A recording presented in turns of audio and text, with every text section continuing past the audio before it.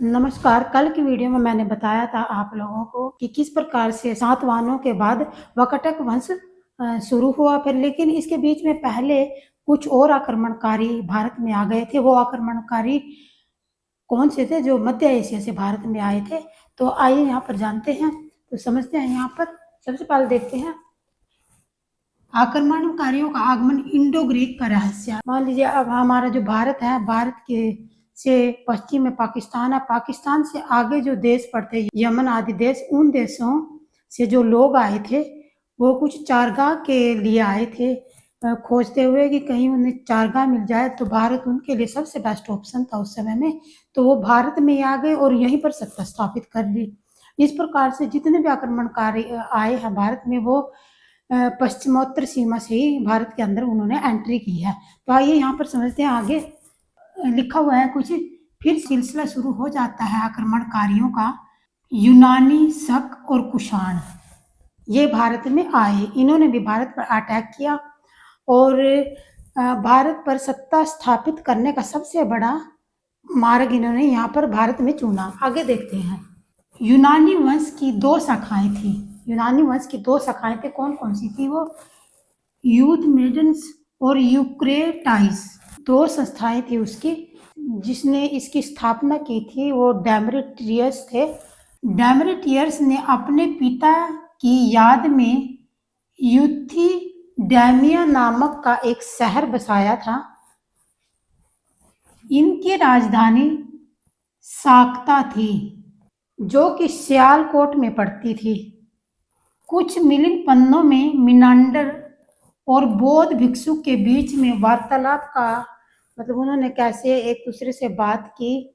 जो मिनांडर भारत में आए थे और दूसरे वो बौद्ध भिक्षु को हुआ कर, उनमें आपस में बातचीत होती थी। उसी के माध्यम से भी कुछ जानकारी मिलती है। आगे समझते हैं। दूसरी ओर भारत में सोने के सिक्के हिंद यूनानियों ने शुरू किए थे। जो यूनानी थे जो भारत में आए थे, उन्होंने ये सोने के सिक्के, भारत में सोने के सिक्के की शुरुआत की थी। आगे देखते हैं। सिक्कों पर क्या होता था? राजाओं के चित्र छपे हुए होते थे और तिथियां लिखना यूनानियों ने ही शुरू किया था। क्या होता था? जो राजा होते थे उनके चित्र भी उस पर होते थे और तिथि लिखने का कार्य जो था वो यूनानी राजाओं ने ही शुरू किया था। आगे समझते हैं। हेलेनिस्टिक कला यूनानियों ने ही भारतीयों को सिखाई थी। यह एक कला है जिसमें चित्र वगैरह बनाए जाते थे राजाओं के। तो हेलेनिस्टिक जो थी कला, वो यूनानियों ने भारतवासियों को सिखाई थी। उसी से कुछ जैसे गंधार शैली, मथुरा शैली, अमरावती शैली, इन शैलियों के बारे में जब अगले लेसन में पढ़ेंगे तो फिर बताएंगे। तो वो इन्हीं ने शुरू की थी शुरुआत में। तो इसी ने भारत में गंधार शैली का रूप ले लिया। इसने 16 सिक्के प्राप्त हुए थे, जो बैराट नामक स्थान से प्राप्त हुए थे। यूनानियों के प्राप्त हुए थे। और वो कहाँ से प्राप्त हुए थे? बैराट से प्राप्त हुए थे। हिंद यवन शासक मिनांडर के थे। ये जो सिक्के थे ये हिंद यवन शासक मिनांडर के सिक्के थे, जो बैराट से 16 सिक्के प्राप्त हुए थे। अब इन्होंने शीशे के सिक्के भी चलाए। शीशे के सिक्के भी चलाए। हल्बी को इंडो आर्यन भाषा का हिस्सा माना गया है इसमें। आगे समझते हैं। फिर हमने शक की उत्पत्ति के बारे, ये तो आक्रमणकारियों के बारे में था। अब शक की उत्पत्ति कैसे हुई उसके बारे में थोड़ा सा यहाँ पर समझते हैं। डायरियस के नक्श ए रुस्तम एक ग्रंथ था। डायरियस का नक्श ए रुस्तम अभिलेख से शकों की, शक भी भारत में आए, उनके बारे में जो भी जानकारी कलेक्ट हुई थी तो इस नक्श ए रुस्तम नामक ग्रंथ से प्राप्त हुई थी। उज्जैन के स्थानीय राजाओं ने शकों को 58 ईस्वी में 58 ईस्वी में हरा दिया था और विक्रमादित्य की उपाधि ली थी। यानी कि इसमें क्या कहा गया है? उज्जैन के स्थानीय राजा, जो गांव देहात में राजा रहते थे, उन्होंने क्या किया था? उन्होंने शकों को हरा दिया था और विक्रमादित्य की उपाधि 58 ईस्वी में ग्रहण की थी। दूसरी ओर भारत में जो साहित्य था, इनके बारे में, शकों के बारे में जो साहित्य था, उसने इनको सीथियन कहा है। किस शब्द के नाम से जाना जाता था? इसे सीथियन के नाम से जानते थे।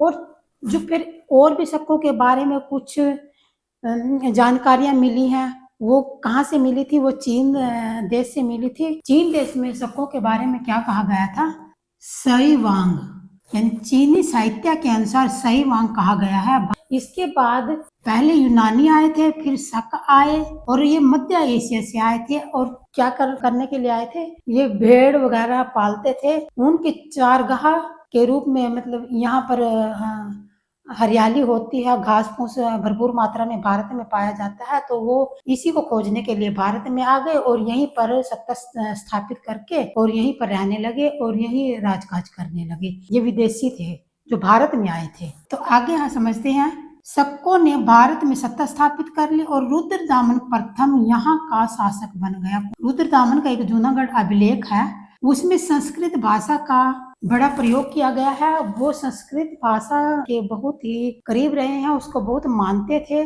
और उसकी प्रिय भाषा थी संस्कृत।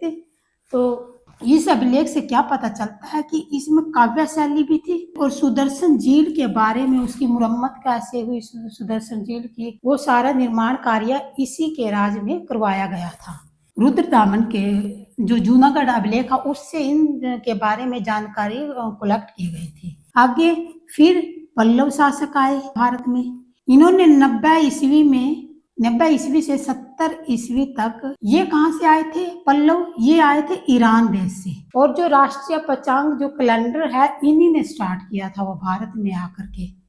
ठीक है, आगे शकों के कार्यकाल के बारे में क्या कहेंगे? सोने एवं चांदी के सिक्के की शुरुआत शकों ने ही शुरू की थी। इनके कार्यकाल में ही ये सोने एवं चांदी के सिक्के शुरू हुए थे।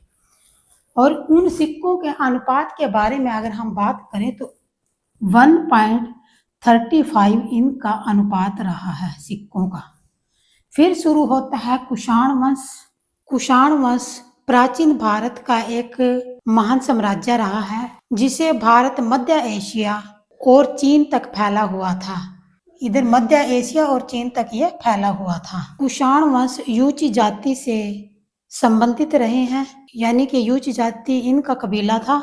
ये लोग मध्य एशिया से भारत में आए थे। धीरे धीरे अफगानिस्तान और इन देशों में ये फैलने लगा। कुजुल कडफिसेस इनका सबसे पहला राजा रहा है, यानी प्रथम नंबर का राजा यही था। अलग अलग जनजातियों से के साथ मिलकर इन्हें महान साम्राज्य स्थापित किया था। फिर दूसरा राजा आया विम कडफिस। इसने भी सोने के सिक्के चलाए और व्यापार को ज्यादा बढ़ाया। इनमें सबसे महान महापुरुष थे या राजा थे या शासक थे, वो थे कनिष्क, जिसकी जो कैपिटल थी वो पुरुषपुर पेशावर में रही है, जो पाकिस्तान में जो पड़ता है। इन्होंने ही बौद्ध धर्म को बढ़ाने का सबसे महत्वपूर्ण काम किया था कनिष्क ने। चतुर्थ बौद्ध संगति जब हुई थी तो कनिष्क ने ही उसमें महत्वपूर्ण योगदान दिया था। और जो बौद्ध धर्म की महायान शाखा है उसको बढ़ाने का काम भी कनिष्क द्वारा ही किया गया था। कला एवं संस्कृति को भी प्रोत्साहन दिया था। इसने गांधार शैली का सबसे पहले महत्वपूर्ण योगदान दिया था इसमें। उसका जो साम्राज्य था अफगानिस्तान, पाकिस्तान और भारत तक फैला हुआ था। कुषाण शासक जो थे वो अपने आप को देवपुत्र मानते थे। शासन प्रणाली काफी संगठित थी, इकट्ठे रहते थे वो लोग। विभिन्न क्षेत्रों में अलग अलग गवर्नर उन्होंने फैलाए हुए थे। कुषाण काल में ही सबसे पहले रेशम का मार्ग, यानी रेशम जो था उद्योग था, उसको बढ़ावा दिया गया था। भारत, रोम और चीन के साथ कुषाणों का बहुत बड़ा व्यापार रहा है। सोने का सिक्के का प्रचलन भी इसी के काल में सबसे ज्यादा हुआ था। गांधार एवं मथुरा कला शैली का प्रयोग भी इसी में हुआ था। पहली बार मूर्तियां भी इसी के जमाने में बननी स्टार्ट हुई थी। यूनानी एवं भारतीय कला का मिश्रण भी इसी में देखने को मिलता है। इसमें बौद्ध धर्म को ज्यादा समर्थन मिला, हिंदू धर्म थोड़ा थोड़ा चलता रहा था। कनिष्क के बाद इस शासक का पलड़ा कमजोर होता चला गया और ये पतन की ओर चलने लगा। अब कुछ यहाँ पर समझते हैं। कुषाण मध्य एशिया से आए थे, यूची कबीले के थे। कुषाण वंश की स्थापना कुजुल कडफिस ने 15वीं शताब्दी में की थी। ऐसा माना जाता है कि कडफिस शिव भगत था। उसने सोने एवं तांबे की मुद्रा भी चलाई थी। कुषाणों के काल में बौद्ध धर्म का प्रचार एवं प्रसार भी बहुत ज्यादा मात्रा में हुआ था। महायान शाखा का कुषाण वंश में प्रसार हुआ था और महायान शाखा को योगदान दिया गया था और राजा कनिष्क ने दिया था, जिसका शासन काल 78 ईस्वी पूर्व तक चलता रहा था। इसकी राजधानी पुरुषपुर थी, जो पेशावर में थी, यहाँ पर पाकिस्तान में। इसी के दरबार में एक कवि हुए थे। कवि का नाम कल्हण था। उस कवि ने, उस साहित्यकार ने एक रचना रची थी, राज तरंगिणी। उसी में यहाँ पर कश्मीर में कुंडल वन, उसके बारे में पूरी जानकारी राज तरंगिणी से ही प्राप्त होती है। कुंडल, और जब ये अध्यक्षता की थी चतुर्थ बौद्ध संगति की थी, तो उसमें जो उपाध्यक्ष थे, उसके जो अध्यक्ष थे, उसका नाम वसुमित्र था।